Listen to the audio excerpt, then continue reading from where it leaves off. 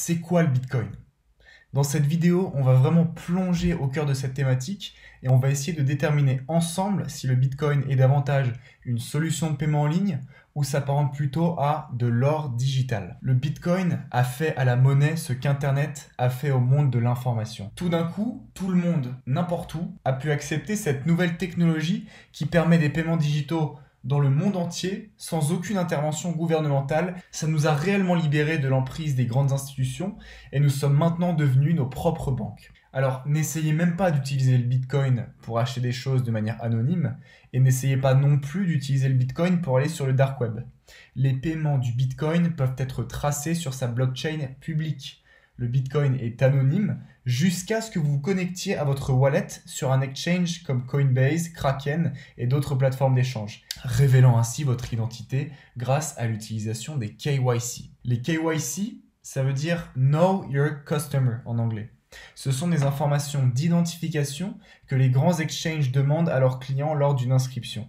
Les KYC sont par exemple votre nom de famille, votre adresse de résidence, un selfie, une photo de votre carte de crédit et même des fois une photo de votre passeport. Maintenant, on va essayer de créer une discussion et un débat sur les grands récits qui ont lieu autour du Bitcoin.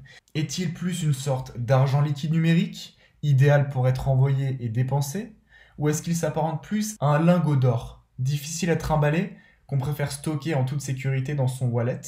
D'ailleurs, on parlera des wallets un peu plus tard dans la série. Je vais vous présenter des faits, non pas pour refléter une opinion personnelle, mais dans le but de vous informer. Cet actif numérique est idéal pour tous les types de paiements, et vous pouvez acheter tout type de biens et de services avec. C'est une réelle technologie innovante. Scanne juste un code QR ou copie-colle une adresse de wallet, clique sur envoyer et ton argent est en chemin. Par contre, des fois, ça peut prendre un petit peu de temps. C'est pour ça que le Bitcoin devrait être acheté, gardé et pas dépensé. C'est littéralement de l'or numérique. Comme ça, au lieu de le dépenser et d'attendre que la blockchain confirme votre transaction, vous pourriez plutôt les accumuler et devenir riche. Le Bitcoin, il y a quelques années, était vraiment utilisé comme un moyen de paiement parce que ses propriétaires à l'époque ne savaient pas qu'il allait prendre autant de valeur. S'ils avaient su, ils auraient plutôt gardé leur Bitcoin au lieu de les dépenser. Le problème à l'époque, c'est qu'il n'y avait pas de hardware wallet, donc c'était très facile de se les faire piquer. Aussi, toute l'éducation et les connaissances disponibles pour vous dans cette série n'étaient certainement pas disponibles à l'époque. Donc là, vous pourriez me demander, qu'est-ce qui apparente le Bitcoin à de l'or finalement? Eh bien, il a une vraie fonction de rarification. Son offre est plafonnée à 21 millions, et une fois que le dernier Bitcoin aura été miné, toute l'offre de la planète sera totalement stagnante. L'or est considéré comme un métal précieux parce qu'il est rare sur Terre. Saviez-vous que tout l'or extrait au cours de l'histoire rentrait dans une boîte de forme cubique d'environ 20 mètres de côté? Ok, cool, mais le créateur du Bitcoin, Satoshi Nakamoto, a appelé le Bitcoin par l'appellation argent numérique dans son livre blanc. Alors certes, mais il a également appelé le Bitcoin or numérique dans ses emails et certains posts de forum. Il fait l'analogie de l'or et de l'extraction de l'or à beaucoup d'occasions, comme avec l'expression mining par exemple. En fait, la façon la plus claire dont Satoshi a expliqué que le Bitcoin est de l'or numérique a été écrit dans un post sur un forum en 2010 qui s'appelle Bitcoin Talk. Je cite: « À la manière d'une pensée expérimentale, imaginez s'il y avait un métal aussi rare que l'or, mais avec des propriétés différentes, comme une couleur grise, pas un bon conducteur d'électricité, pas particulièrement dur, mais pas facilement malléable non plus, qui ne puisse pas être utilisé comme un ornement ou un bijou, mais qui aurait comme propriété unique et magique de pouvoir être transporté à travers un canal de communication. Si d'une manière ou d'une autre, et pour une raison quelconque, il réussit à acquérir une certaine valeur, alors toute personne pourrait transférer des richesses sur une longue distance. Ok, mais à quoi bon dépenser tout cet argent pour au final ne pas le dépenser? Le problème avec le Bitcoin, c'est de payer des frais énormes pour le faire circuler.